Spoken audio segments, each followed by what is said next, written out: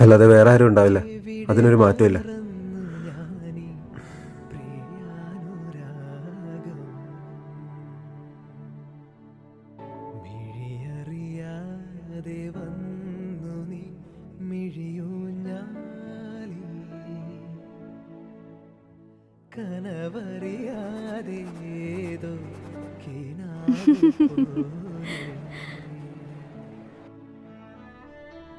എന്താ ടീച്ചറെ ഒരു ചിരിയൊക്കെ?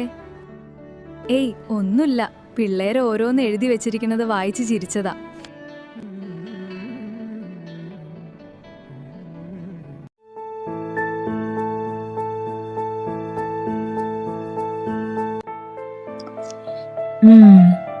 സംസാരം കേട്ടിട്ട് നിനക്കവനെ നന്നായി ബോധിച്ച മട്ടുണ്ടല്ലോ. ഹേ, അങ്ങനെയൊന്നുമില്ല.